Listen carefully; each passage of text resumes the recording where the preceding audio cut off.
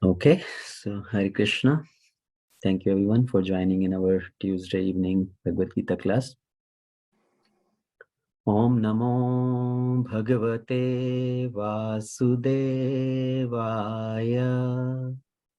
Om Namo Bhagavate Vasudevaya.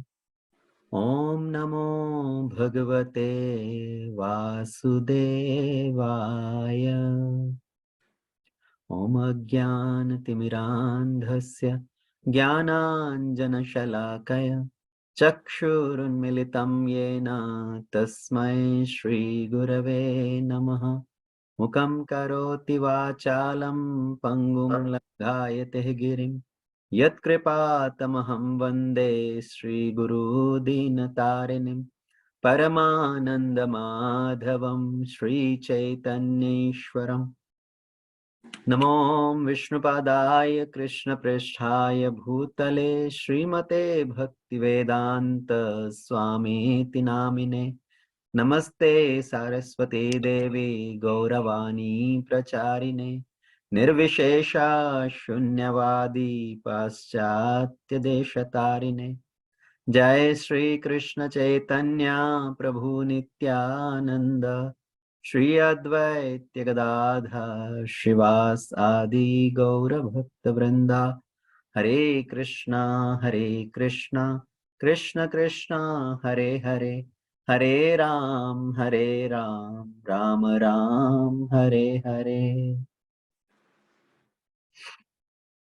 Okay, so last time we concluded chapter 1 of Bhagavad Gita, where Arjuna has given all his different reasons why he does not want to participate in this war. Anybody will like to summarize all the various reasons posed by Arjuna?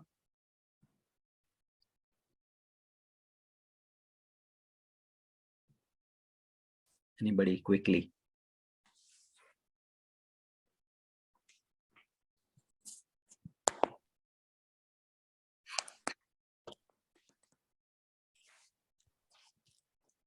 He doesn't want to kill his elders. Okay. Yes, that is one. He is compassionate towards his relatives, his friends and family. Yeah, that is, yeah. And then another one is his elders, right? Because he says if the elders are not there, the culture Yes. and the So, will be. yeah, that was the last one mentioned in first chapter, that by killing the elderly people in the family will spoil all the family traditions. It will result in loss in family tradition and ultimately corruption of women and unwanted progeny. So that was number 4. Okay, anything else? Arjuna also thought that if all his relatives and everyone gets killed, then what use of gaining such a kingdom when there is no one to enjoy or happiness or victory with? Yes, so that was one of the reasons, that if we even gain the kingdom, but there is nobody left, all family members are killed, it will still not result in happiness, right? They will still not be able to enjoy in the absence of all the family members. Okay, he also thought that it will be a sin for him to kill the aggressors, right? Kill the people. Yes, so the another reason was it will result into sinful reaction. So these are the 4 reasons which Arjuna gave why he does not want to participate in this war. And the last verse of first chapter was, he sat down in the seat of his chariot, full with kind of lamentation, tears coming from his eyes, and he sat down. So this is what Sanjay is describing. So now we'll move into chapter 2 of Bhagavad Gita. So the chapter 2 of Bhagavad Gita is mentioned as Gita Ka Sar, contents of Bhagavad Gita summarized. So let's see how the chapter opens. The first verse of the second chapter is Sanjay is speaking that to Dhritarashtra, kind of describing finally what has happened. So Sanjay Uvacha Tam Tatha Kripaya Vishtam Ashrupurna Kulekshanam Vishidantam Idam Vakyam Uvacha Madhusudana. So Sanjay said, seeing Arjuna full of compassion, Kripaya Vishtam, Ashrupurna Kulekshanam, his eyes are filled with tears and his mind is under depression, under lamentation. So seeing Arjuna in that situation, Krishna, who is addressed here as Madhusudana, spoke the following words. So next, the talk by Lord Shri Krishna is going to start. So here Sanjay is again summarizing to Dhritarashtra that, okay, Arjuna sat down and seeing, because Dhritarashtra was thinking that, okay, Arjuna has decided not to fight in this war. So he is not going to take up his weapon. He has put down his weapon, sat down in the chariot. So it's a good news. So if Arjuna doesn't fight, then nobody else in the Pandava side will be willing to fight. So war will be over before even the war is started. So Dhritarashtra was kind of becoming happy in his heart, and just to frustrate this happiness, Sanjay is saying, okay, don't worry. Krishna, who is Madhusudana, he is present there. And seeing Arjuna's situation, Madhusudana spoke to Arjuna. So Krishna is addressed here by the name Madhusudana, which is very significant here. Okay, somebody say. Okay. So what we are saying is Arjuna, because was filled with lamentation, so Krishna spoke to Arjuna, and Krishna is addressed here by the name Madhusudana. Okay, this is a very important verse actually, because this puts as a building block for this next talk, which is going to happen between Krishna and Arjuna. So let's read the purport of this one. So material compassion, lamentation, and tears are all signs of ignorance of the real self. Compassion for the eternal soul is self-realization. The word Madhusudana is significant in this verse. Lord Krishna killed the demon Madhu, and now Arjuna wanted Krishna to kill the demon of misunderstanding that had overtaken him in the discharge of his duty. No one knows where compassion should be applied. Compassion for the dress of a drowning man is senseless. A man fallen in the ocean of nescience cannot be saved simply by rescuing his outward dress, the gross material body. One who does not know this and laments for the outward dress is called Ashudra, or one who laments unnecessarily. Arjuna was a Kshatriya, and this conduct was not expected from him. Lord Krishna, however, can dissipate the lamentation of ignorant man, and for this purpose, the Bhagavad Gita was sung by him. So this is the purport what Srila Prabhupada is writing. So the Madhusudana word is because Krishna, he killed the demon Madhu, and here now he's going to kill the demon of misunderstanding, which has arose in Arjuna's heart. So Arjuna will be again enthused for his duty and he will be ready to fight again. That's what Sanjay want to convey to Dhritarashtra. So do not get overexcited that Arjuna has sat down and he is not going to fight. So Sanjay is describing this situation of Arjuna, that Arjuna is crying under lamentation, under depression. Now what next Krishna spoke? Shri Bhagavan Uvacha Kutastam Kashamalam Idam Vishme Samupastitam Anarya Jushtam Aswargyam Akirti Karam Arjuna. So this is the first verse, which is actually Lord Krishna is speaking in real sense now. So far, Krishna has been hearing. Arjuna was speaking. Arjuna was giving all his reasoning and all his logical explanation, his understanding, why I should not fight. So Krishna very patiently was listening to all the arguments of Arjuna. Now, the Supreme Personality of Godhead said, my dear Arjuna, how have this impurity come upon you? Kutastvam kshamalam idam. From where this impurity came upon you? This is not you, right? How have you become like this? And they are not befitting a man who knows the values of life. So anarya, the word used here is anarya. There is arya, and opposite to arya is anarya. We'll discuss more in detail about this word arya, right? What is the real meaning of this terminology aryan? So anarya, jushtam aswargyam. This will not lead you to high planets, but so aswargyam means it will not take you to swarga. It will basically take you to the lower planets. It will result in sinful reaction. Akirtikaram. And it will lead to your infamy, O Arjuna. So, first of all, this verse start with Shri Bhagwan Uvacha. In the previous verse, Sanjay said Madhusudana, Uvacha Madhusudana. But here in this verse, Vyasadeva is writing Shri Bhagwan Uvacha to emphasize that it's not any ordinary person who is speaking this. This is the Supreme Lord Shri Krishna. He is not ordinary person. He is Bhagwan himself. Because people may think Krishna is a cowherd boy. Oh, he was born and grew up in a family of Vaishyas who were engaged in the business of herding the cows, taking care of the cows and farming.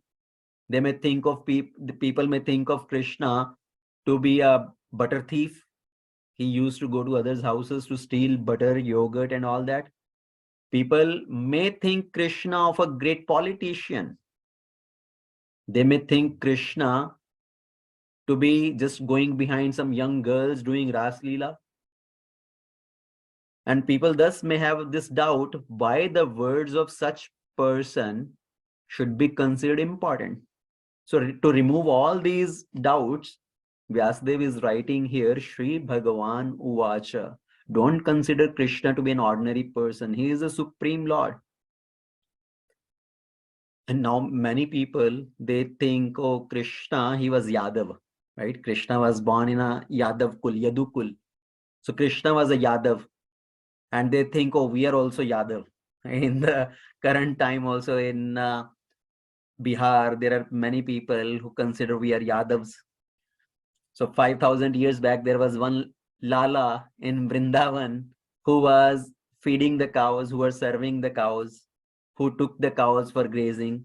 And now after 5,000 years, now also there was one Lalu, but that was not serving the cow, feeding the cow. He was actually stealing the cow graze, the fodder for the cows. But then they claim, oh, we are also Yadavs.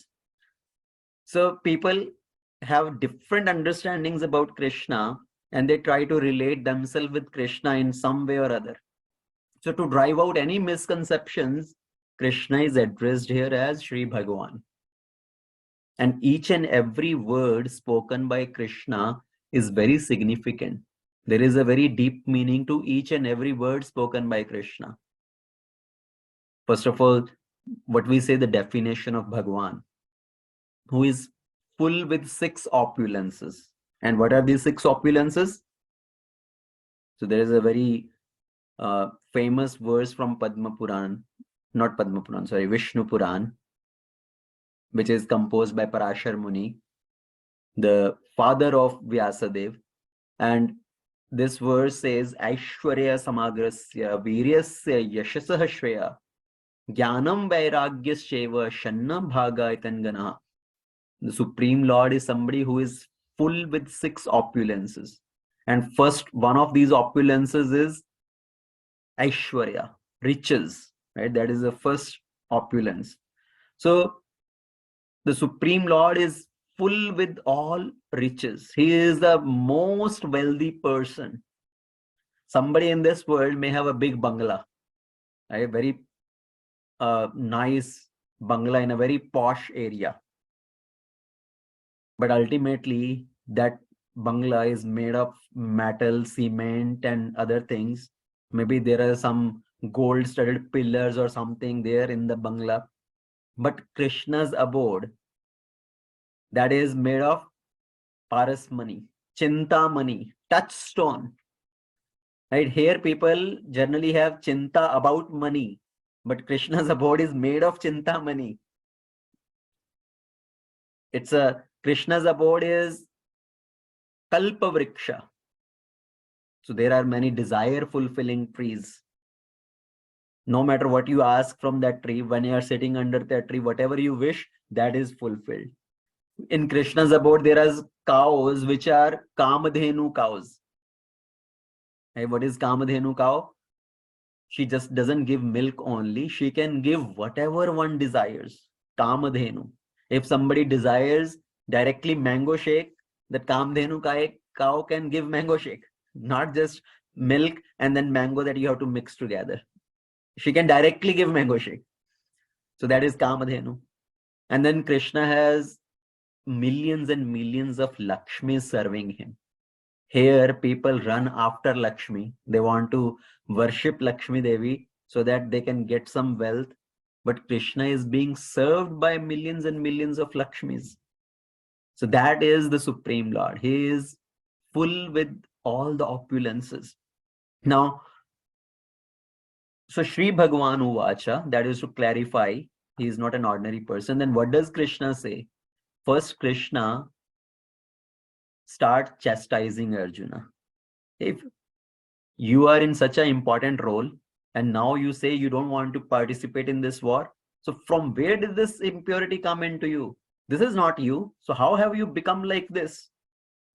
For example, if you are the leader of some project and now there's a deadline approaching, only last couple of days left to execute that project, and the project leader backs up. No, I don't want to deal with this. I don't want to handle this. I'm running away from my responsibility. So that person will be called, oh, this is not like you. You should be taking full responsibility. And now you want to back off. This is not like you. You are a great leader. So Krishna here actually start using a pep talk with Arjuna. So far, Krishna was patiently listening to Arjuna. But as soon as Krishna started talking, initially he is just giving a pep talk to Arjuna. Because Arjuna has given his decision that I don't want to fight. It's not that Arjuna is asking for Krishna's suggestion yet. He has not asked for suggestion yet. He is giving his decision. Krishna, I think I don't want to fight.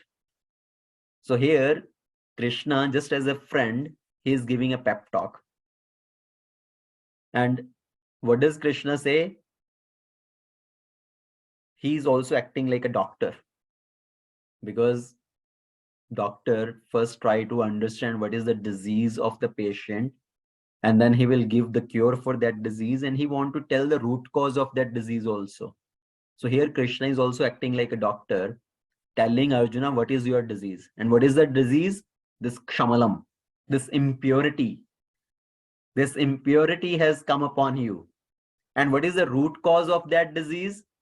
That Krishna is going to tell in the next verse. Right? Hridya Dorbalyam, that is the weakness of heart.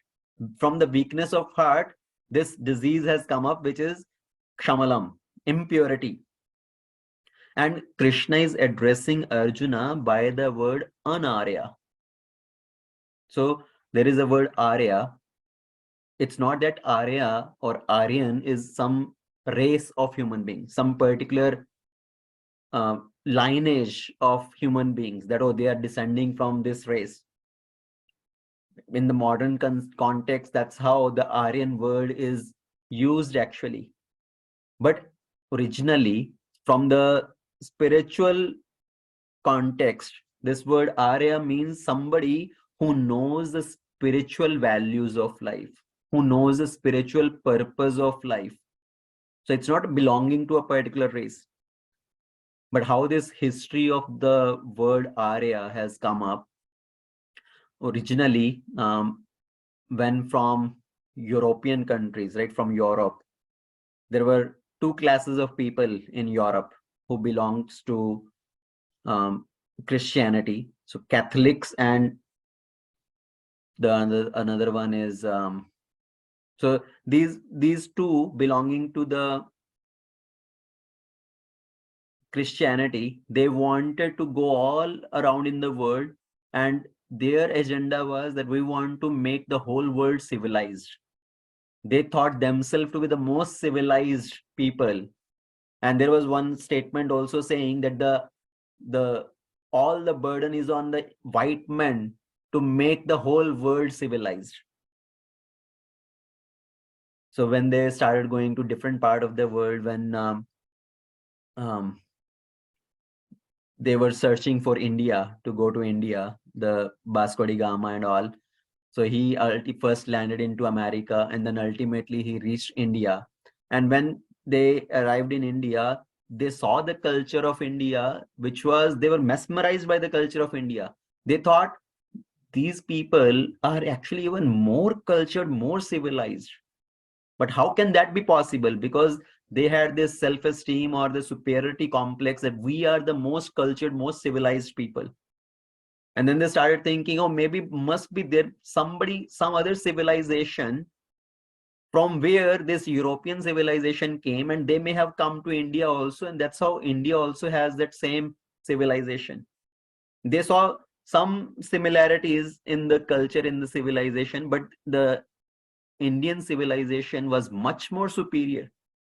So then they started considering, oh, there must be some civilization, and they came up with this terminology as Aryan civilization. These Aryans were who came to Europe also, and then they spread to India also. But they wanted to hold on to their superiority complex. And when Britishers came to India, they thought, if we want to rule over this country, we have to make them give up their culture. We have to make them feel inferior about their culture. And the only advantage these Britishers had, the progress in science and technology, right? They wanted to take that to their advantage. But they were wondering that why will these people listen to somebody who is attached to meat eating, drinking, illicit relation, gambling, all these activities which are defined in their scriptures as sinful activities. So why will they listen to such people?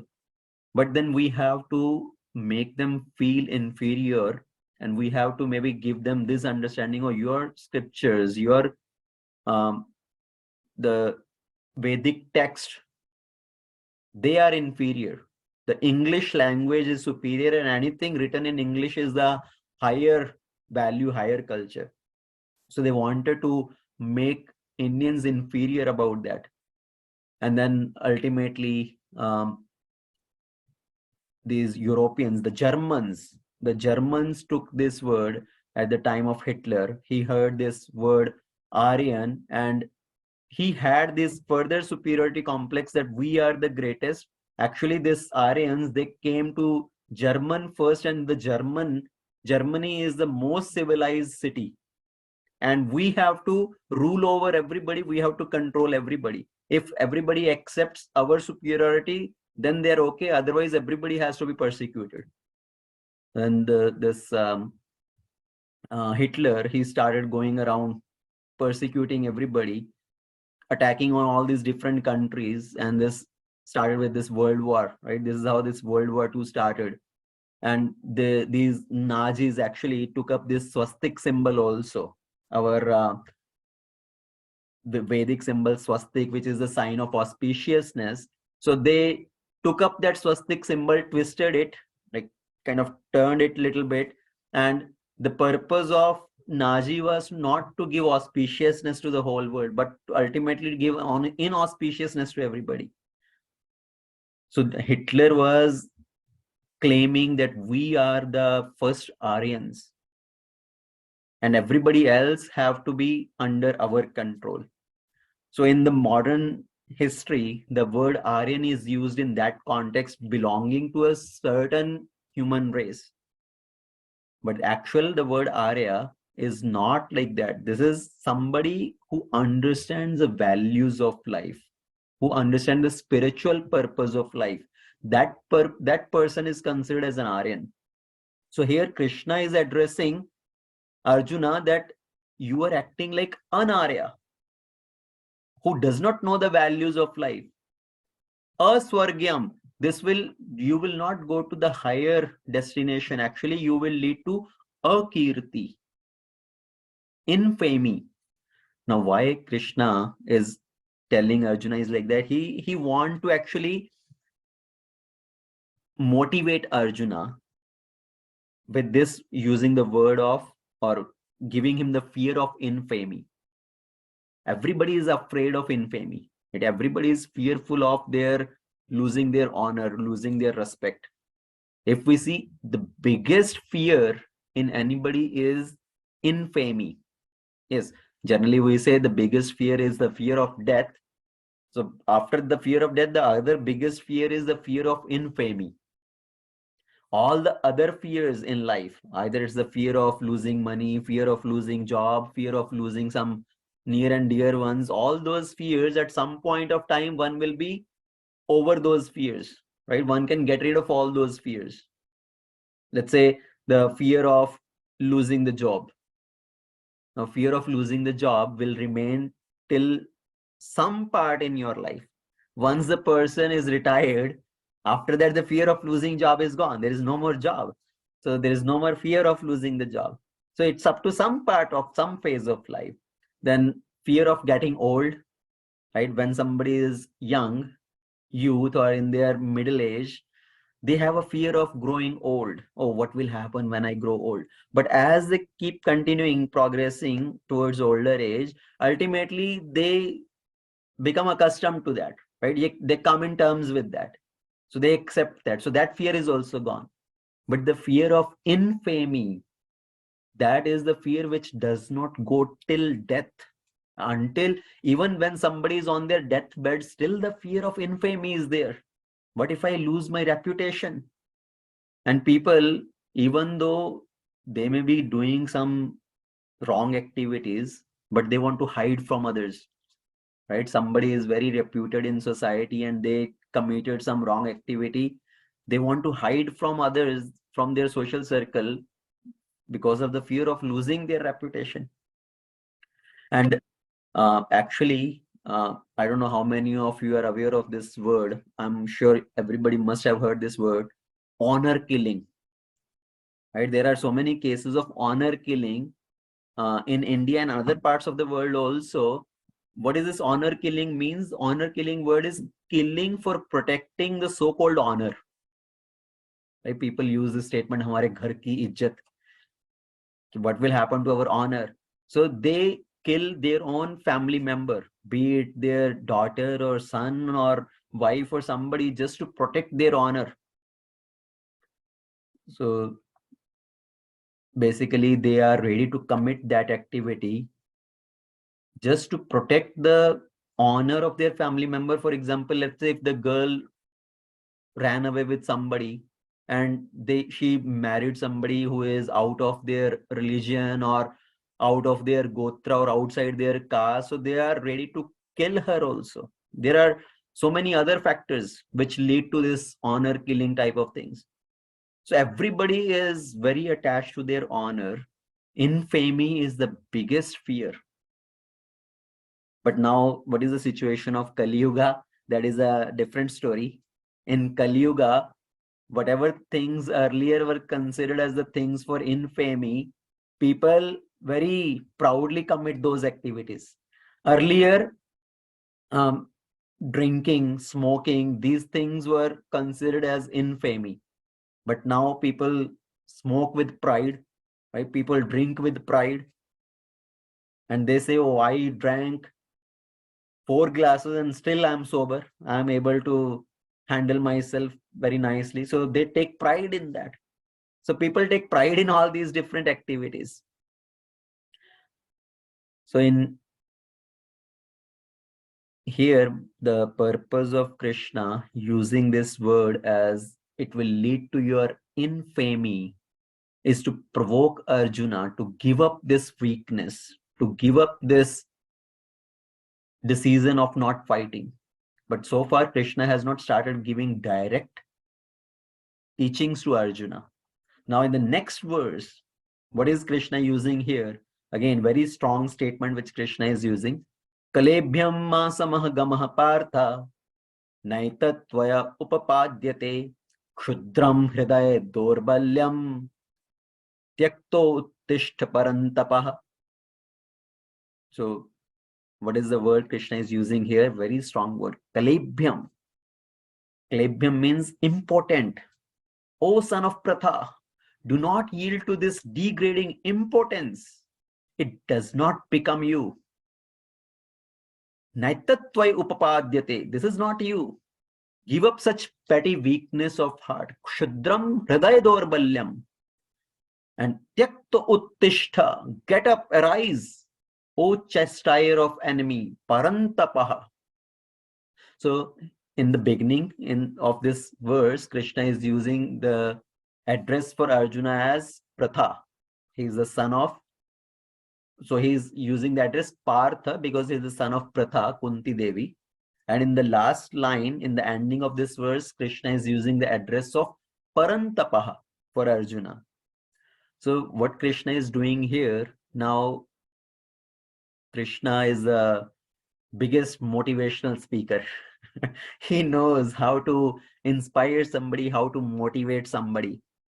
What is the formula here? Even though Krishna is finding the fault with Arjuna, he is chastising Arjuna, but by packing it in between two glories, by giving him some praise. So that is the PFP formula. So if you want to use that in your leadership, in your management, the formula to inspire somebody is this PFP formula.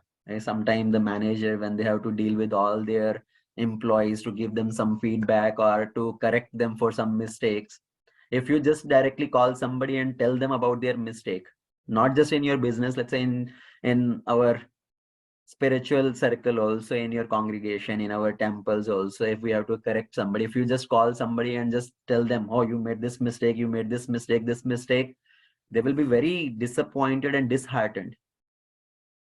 But how to correct somebody also, but then inspire them also. So that is this PFP formula. What is that? It's like the sandwich, right? In the sandwich, there is a bread on top, bread at bottom, and in between there is this thing. But here, this sandwich is, there is praise at top, praise at bottom. In between, there is feedback. So you start with praise. Start by telling somebody something positive about them, right? So it's about catching them doing something right. So in companies also, in schools also, this is very common trend now, right? In Mukunda school, they use CAT award, right? What is CAT means? Caught acting terrific. So basically catching the children doing something good and awarding them for that. So here also, this PFP formula is, you first start with praise by glorifying them for something, by telling something positive about them. Oh, you do this thing very nicely, or you are very good at this thing. And then when their mindset is developed now, then give them feedback. F is feedback. So the reason of our talk today, I wanted to let you know that what you can do to improve yourself. So I'm telling it for your betterment. I want you to understand that this is for your progress in your career or in your spiritual life. I understand this is not something intentionally you are doing. So this is like giving them proper feedback, telling them where they need to improve, what mistake they are making. And then again, ending with praise. Again, tell them something positive about them to uplift that person, so the person is not left with some negative thoughts, negative feelings. So that is the PFP formula. Here Krishna is using exactly same thing. He addressed Arjuna first as Parth, that you belong to such a great family lineage. We look at your family lineage. So first starting with the positive note, and then telling that you have come across or you have been overtaken by these negativities. He is addressing him as Kalibhyam, that are you important? Addressing, kind of reminding Arjuna of the situation during the time of 1 year incognito. All the Pandavas had to change their form to hide themselves. And at that time, Arjuna had taken the form of Brihanala, right? He had become a eunuch. And Krishna is addressing him in that, oh, that time you had become a eunuch. Are you still eunuch? Are you still impotent? You don't know how to fight, or you have lost all your physical strength? That is how he is kind of provoking Arjuna to get up and fight. And then ending with the word parantapa. Parantapa means chastier of enemy. जो अपने दुश्मन को तपा तपा कर मारे, परंतपा, जो अपने दुश्मन को तड़पा तड़पा कर भगा भगा कर मारे. So he is addressing Arjuna that you are such a great warrior. No enemy can stand in front of him. But what has happened to you? From where this weakness of heart has come upon you? So Krishna is trying to inspire Arjuna. He is offering him these respectful addresses also as Parth, belonging to that high family lineage, giving him the address of Parantapa, right? That is also glorification, that you are such a powerful warrior, no enemy can stand in front of you. So he want to motivate Arjuna by offering these respectful words also, because offering respect to somebody actually is the biggest motivation for making them to do some great things. In our history, there are so many instances, so many stories are like that, where we can understand how by giving some respectful address, giving some respect to somebody, they were kind of provoked to do some great activities in during our freedom fighting, right? Before, when this first freedom fight war started, actually the Kranti 1857, the Jhansi Ki Rani Lakshmibai, when she was fighting against the Britishers, she was actually, her whole city palace was surrounded by the army of Britishers. Now at that time, she sent a letter to the Nawab Bahadur Ali, a Muslim Nawab, and she wrote a very respectful letter, kind of giving him a lot of respect and sending a Rakhi with that letter, that your sister is in danger, please come and help us. Just that letter of respect and this Rakhi, which was sent as a respectful note, it kind of inspired, it provoked that Nawab Bahadur Ali to come up with his army of 10,000 soldiers across the forest to fight against that Britishers. He thought, this Hindu-Muslim fights, whatever are going on, that's secondary thing. That's our internal matter. We will resolve that later. First, we need to unite together and fight against these Britishers. So a respectful address inspired him to act in the favor of Lakshmibai. Now, I think all of you are aware of the story of Einstein. Right? What was the story of Einstein is in the childhood. In his childhood, Einstein was a very different child. In his school, he will ask very different question, very crazy question to his teacher. In math class, his teacher is teaching math, 1 + 1 is 2, and he will question why 1 + 1 is 2, why it's not 11. So he will ask this type of question. So there's so many incidents like this happened, and once the teachers sent a letter in a closed envelope to his mother. His father was no more. His mother was there, who was also a very poor lady. She used to work at others' house, cleaning the utensils. So they sent this letter to Einstein's mother. And Einstein's mother opened and read the letter. Einstein asked, what is written in that?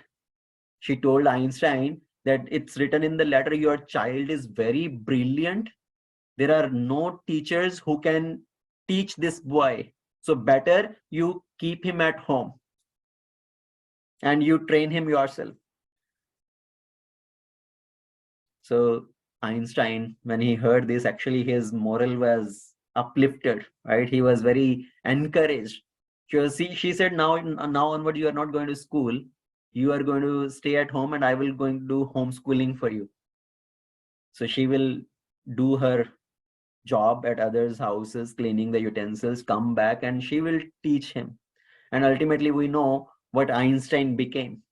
Right? Later on, Einstein found this letter and he opened and read that letter. What was actually written in that letter? That time it was written in the letter that your child is such a foolish child. We don't want to keep him in school. It will give wrong impression, bad impression to other children also. So we are terminating him from school and you keep him at home.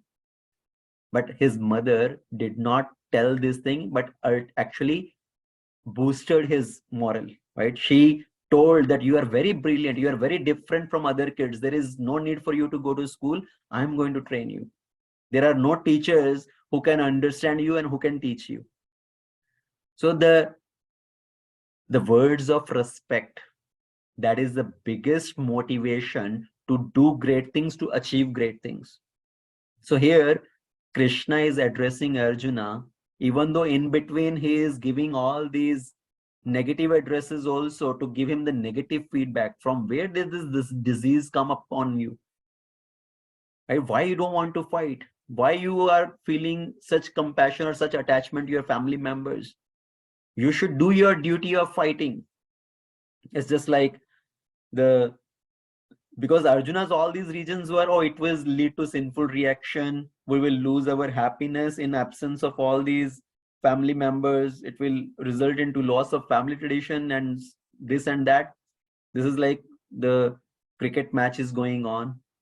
India versus Pakistan. There is last over of the match and the opposite team need to make maybe whatever 10-15 runs in the last over. The bowler is ready to bowl, but then the bowler is filled with all this distress, anxiety, and he is thinking, if I bowl and the batsman hits the ball and make the run and they win, what will happen? Better I don't even bowl. Right? So he is under that distress and that situation. But Arjuna's situation is similar but little different also. He's not thinking, oh, they will win, I will lose. But his fear is different. His fear is of losing happiness in the absence of the family members also. So he is filled with this anxiety, this depression, this lamentation, and Krishna is giving him the pep talk that you get up and fight. What is Krishna saying? Tyakta uttishtha. Get up and fight. Now in our lives also, we need somebody who can inspire us in that way, who can guide us to do our duty. Right? Sometimes it may be some negative address also, but taking it as a positive way, taking it as a positive feedback, we need to get inspired towards our duty. So in our life also, we need some coach, some mentor, some guide like Krishna who can help. And that guide could be our guru, right? Our team leader. It could be anything, anybody who can inspire us in that way. So after hearing the statements of Krishna, what does Arjuna say further? Arjuna uvacha katham bhishmam aham sankhye dronam cha madhusudana ishubhihi pratiyotsyami purarva arisudana pujarva arisudana. So Arjuna said, O killer of enemies, Arisudana, right? That is the address for Krishna. O killer of enemies, O killer of Madhusudana. How can I counterattack with arrows in battle to these respectful men like Bhishma and Drona? Katham Bhishmam aham sankhe Dronam cha Madhusudana. How can I attack respectful people like Bhishma and Drona? Puja arvaha. They are worthy of my worship. So Arjuna also uses this strongest argument that the elders should be respected, right? They are worthy of my respect. How can I fight with them? As per the Vedic injunctions, the elders should always be respected. They should not be even given verbal fight. What to speak of physical fighting with them? Now, current scenario may be different. We see the kids, how they treat their parents, how they treat their elders. They are shouting and yelling and counter arguing. So all that is the effect of Kali Yuga, right? But we cannot make that as a benchmark, as a standard. We are talking about as the Vedic times. So what Arjuna is saying here, as per the Vedic injunctions, elders should not be even given verbal argument, what to speak of physically fighting them. Even if sometimes they may be harsh in behavior, but they should not be harshly treated. And then how is it possible for me to counterattack them? Actually, indirectly, Arjuna is telling Krishna, see, will you ever counterattack your grandfather Ugrasena? Will you ever attack your teacher Sandipani Muni? You are Madhusudana, not Sandipani Sudana. Right? Why you are asking me to fight against my relatives, my grandfather, my teacher? All these people are worthy of my worship. Even you also worship them. Arjuna's argument is actually that Krishna, even you also worship them, you also offer them respect. Whenever you come to Hastinapura, you offer your respect to Bhishma Pitama, you offer your respect to Dronacharya. So even you respect them. So how can I attack them? So that is Arjuna's further argument. And then the next verse.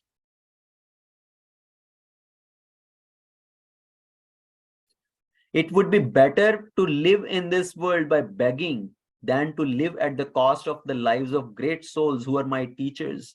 Even though desiring worldly gain, they are superiors. If they are killed, everything we enjoy will be tainted with blood. So here, Arjuna is further concluding, further saying that I don't want to fight. Even though they are ready to fight with us, they want to kill us, let them kill us. It's better to be killed by them rather than killing them and enjoying this kingdom at the cost of their lives, which will be tainted with their blood. So Arjuna is saying, I am ready to go and live like a beggar. So according to the spiritual codes, a teacher who engages in abominable activities, who has given up all the practice, all the culture, he is fit to be abandoned. The teacher who has lost his sense of discrimination and engages in abominable activities, that teacher can be abandoned. Right? One can give up that type of guru. In this case here, Bhishma and Drona, they were obliged to take the side of Duryodhana because they were taking financial support from him. Right? They were taking the wages from him. Although they should not have accepted such a position simply on financial consideration, but under the circumstances, now they have lost the respectability of being a teacher or being a grandfather. But Arjuna thinks nevertheless they remains the superiors. And so Arjuna is thinking they are my superiors, even though they may be doing the so-called wrong activities, supporting Duryodhana, supporting his sinful activities, his propaganda. But if we kill them to enjoy any material profits after killing them, it will mean to enjoy the spoils tainted with blood. So that is Arjuna's stand here. See, in Mahabharata, what has happened, it can be understood at various levels. The Kauravas insulted Draupadi. It demonstrates that no matter how many protectors one may have, only Krishna can offer us the real protection. That is the devotional understanding, right? The devotees then understand any amount of strength in this world is useless. Only Krishna can offer us protection. Now, the another level of understanding is Bhishma allowed the insult of Draupadi to happen because he was maintained by, and in that way he was obliged to Kauravas. And he had taken the vow actually that I will support the king of Hastinapur. I will see whoever is sitting at the throne of Hastinapur, I will see my father in him. I will serve him, I will protect him. So that was the reason why Bhishma acted in that way, because he was obliged in that way, bound by his vows. So that is the contextual understanding. Now, this is also a perfect example of Niyamagraha. Right? In Nectar of Instruction, we discuss this particular point. Niyamagraha is blindly accepting the rules and regulation or blindly rejecting some rules and regulation. So blindly accepting means Bhishma gave more value to his vow, that I need to fulfill my vow, I need to go with my vow. Even though it was causing the adharmic people to rule, it was causing the adharmic people to prosper. So even though Bhishma and Drona had fallen from their positions, but in Arjuna's mind, he is still thinking, oh, they are very respectful people. I don't want to counterattack them. Better to be killed by them if they are ready to fight with us and they are ready to kill us. And then finally, what does Arjuna say? 2.6. Nor do we know which is better, conquering them or being conquered by them. If we kill the sons of Dhritarashtra, we should not care to live. Yet they are now standing before us on the battlefield. So this is the final reason of Arjuna. Indecision. I do not know what to do. Right? Nor do we know what is better for us. Should we conquer them or to be conquered by them? So far Arjuna is telling Krishna, he is not asking for his advice. And then finally, the next verse, 2.7, that is the turning point, because of which the whole Bhagavad Gita is spoken.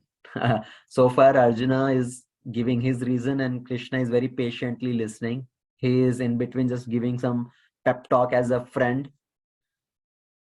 But ultimately, the text 2.7, so we'll briefly go over that in more detail. We'll cover it next time. So 2.7 is a very, very important verse of this chapter. Karpanya dosho upahata swabhava prachhami tvam dharma sammudha cheta yat shreyasyan nishchitam bruhitan me shishyasteham shadimam tvam prapannam. Karpanya dosho upahata swabhava. Now I'm confused about my duty. I have been overtaken by this miserly weakness. Karpanya dosh. Right? So Arjuna is saying, I have been overtaken by this miserly weakness. Upahata swabhava. And I have lost my sense of duty. This has become against my nature. Prachhami tvam. I'm asking you now. Dharma sammudha cheta. Please tell me for certain. Yat shreyasyan. मेरे लिए सबसे श्रेयस्कर क्या है? What is best for me? Yat shreyasya nishchitam bruhitan me. Tell me for that for certain. Shishyasteham. Now I make myself as your disciple. Now I am your disciple. Shadhimam. Please instruct me. Tvam prapannam. I am a soul surrendered unto you. So this is the verse what Arjuna is speaking, that finally Arjuna is surrendering to Krishna. He is not having any friendly conversation now. Arjuna is saying, now I don't want to have any friendly conversation. Now I consider myself your disciple. I submit it unto you. Now you please instruct me. Tell me what is best for me to do.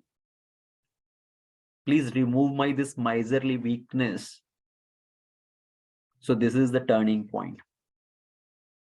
So Arjuna was confused about his duty, what he should do, what he should not do. But he did one intelligence, right? He used one intelligent thing. Is real intelligence is to know what to do when you don't know what to do. What does it mean is, when you don't know what to do, basically we should approach somebody who can guide us, who can help us to make a decision. So in that state of confusion, intelligence is to take shelter of somebody else. So as I said, in our lives also, we need to have somebody on whom we can count, where we can take shelter, where we can take guidance. So basically, Arjuna is now surrendering unto Krishna, bowing down in front of Krishna, क्योंकि जो झुकता है वही उठता है. Whoever submits, whoever surrenders, they make the most progress. That is in the history also, we can see so many examples. Whoever surrendered to their authority, whoever surrendered to their guru, surrendered to their teacher, they made the most progress. So intelligence is to know what to do when you don't know what to do. And we will talk more elaborately about this verse in the next session. So today we will pause here and see if there is any discussion, any questions. Thank you very much. Srimad Bhagavad Gita ki jai. Srila Prabhupada ki jai.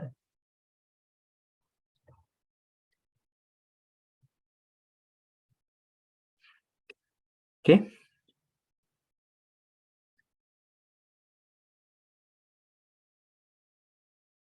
Questions, comments?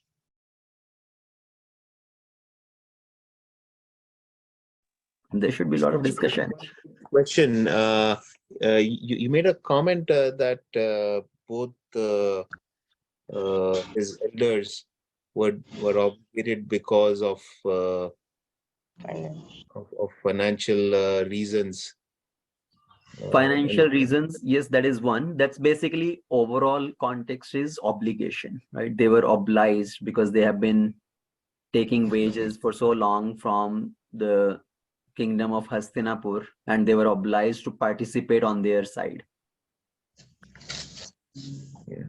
And Duryodhana was a very good politician, right? He was a wheel spinner.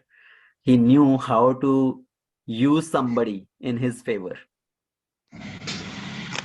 So by always reminding Bhishma of his vow to protect the throne of Hastinapur, and by kind of provoking Dronacharya that you have been the guru of the Kuru dynasty, and he has been giving all the benefits to him. And moreover, the reason was Dronacharya's son, Ashwathama.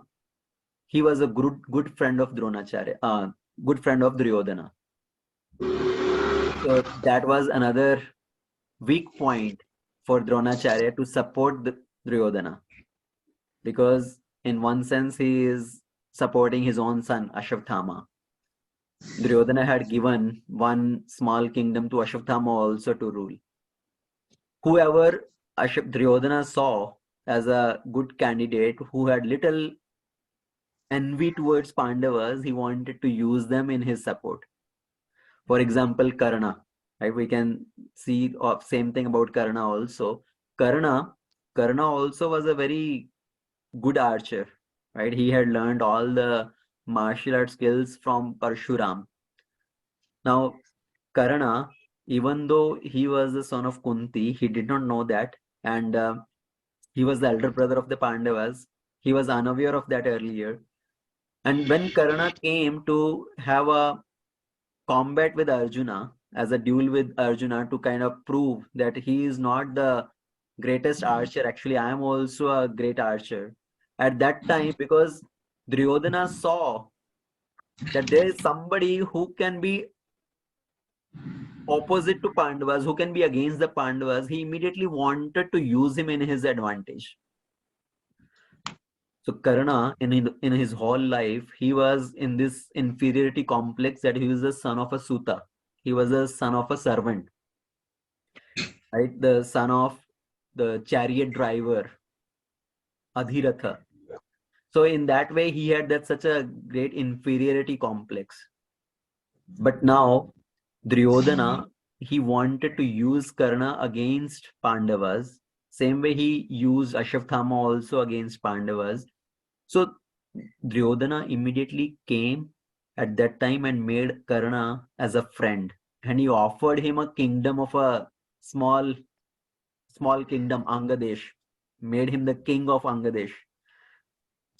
Again, the example which I quoted earlier, right? Offering respect to somebody can encourage them to do some great things or do some things in that person's favor who is offering them that respect. So Duryodhana had offered that respect to Karna, and Karna became obliged. All his life, he acted just out of obligation towards Duryodhana. That Duryodhana had offered me friendship, Duryodhana made me the king of this kingdom. So he was always working based on that obligation.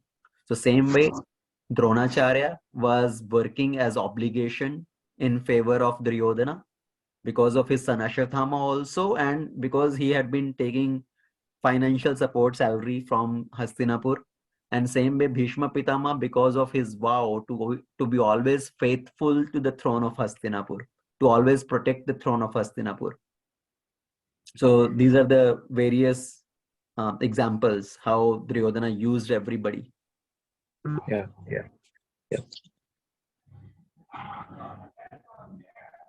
Hare Krishna Prabhuji. Yes, Vijay Prabhu. In the context of that Aryans and all, Aryans, and we also have the Dravidians. Yes. So what is this? There some confusion. No, I don't want to go Devotional. into the history class here. Right? Aryan civilization and Dravidian civilization, this all came in the recent history of last 100, 200 years when I said, right, when the Britishers came to India, when they saw the Indian civilization was even better. They thought this is the responsibility of the white men to make the whole world civilized. But here they saw one civilization which is already much more advanced than them, and they could not accept that.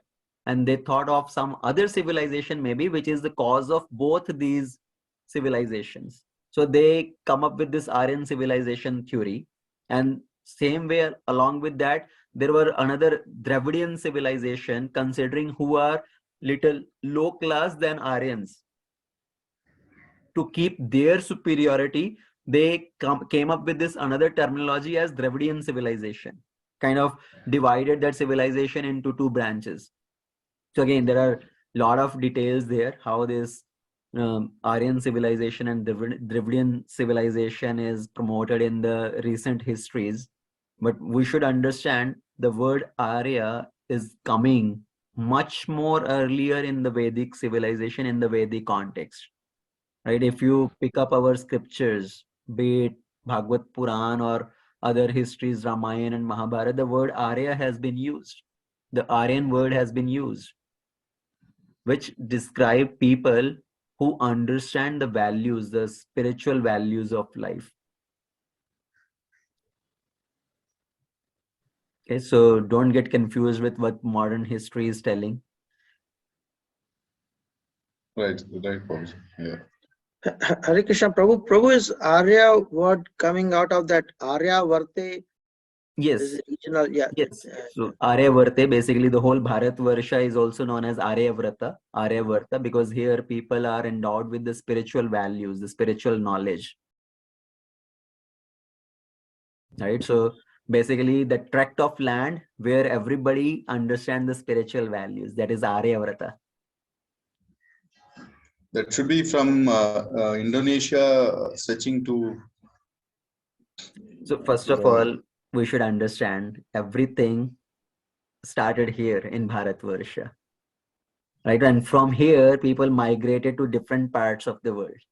See, after the Mahabharat war, where everything from all different parts of the world, people have come and there is so much destruction has happened. And after the rule of Pandavas is over, Parikshit Maharaj's rule is over, people migrated to many different parts of the world. And that's how the actual civilization started in other parts of the world also, with of course little degradation, loss of family values and all. So you pick up the history of any other country, any other civilization, you will not find anything beyond 5,000 years.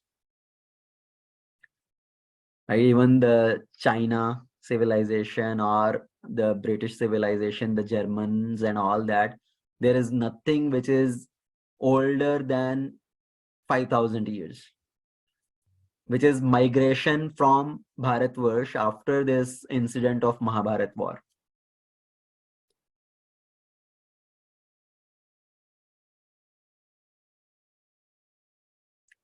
Okay. Any other?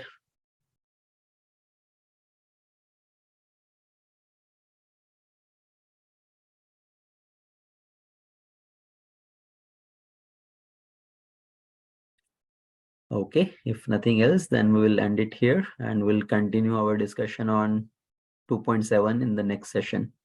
Okay, thank you very much. Srimad Bhagavad Gita ki jai, Srila Prabhupada ki jai, Jai. Anta Koti Vaishnava Vrinda ki jai. Jai. Hare Krishna, Prabhuji. Hare Krishna.